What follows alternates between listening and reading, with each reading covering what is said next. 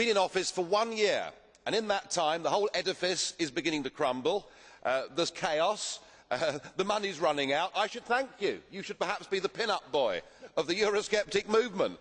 But just look around this chamber this morning. Just look at these faces. Look at the fear. Look at the anger. Poor old Barroso here looks like he's seen a ghost.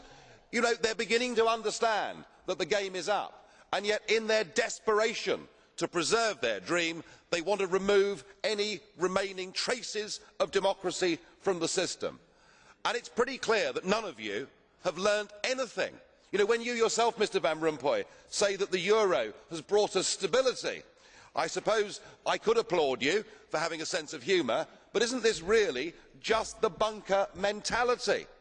You know, your fanaticism is out in the open. You talked about the fact that it was a lie to believe that the nation state could exist in a 21st century globalised world. Well, that may be true in the case of Belgium, who haven't had a government for 6 months, but for the rest of us, right across every member state in this union, and perhaps this is why we see the fear in the faces, increasingly people are saying, we don't want that flag, we don't want the anthem, we don't want this political class, we want the whole thing consigned to the dustbin of history. And we had the Greek tragedy earlier on this year, and now we have the situation in Ireland. Now, I know that the stupidity and greed of Irish politicians has a lot to do with this. They should never ever have joined the euro. They suffered with low interest rates, a false boom and a massive bust. But look at your response to them. What they're being told, as their government's collapsing, is that it would be inappropriate for them to have a general election.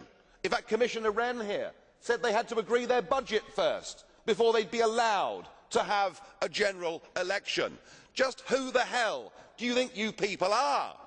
You are very, very dangerous people indeed. Your obsession with creating this euro state means that you're happy to destroy democracy. You appear to be happy for millions and millions of people to be unemployed and to be poor.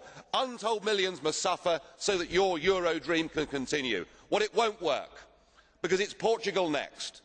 With their debt levels of 325% of GDP, they're the next ones on the list, and after that, I suspect it'll be Spain. And the bailout for Spain would be 7 times the size of Ireland, and at that moment, all of the bailout money has gone.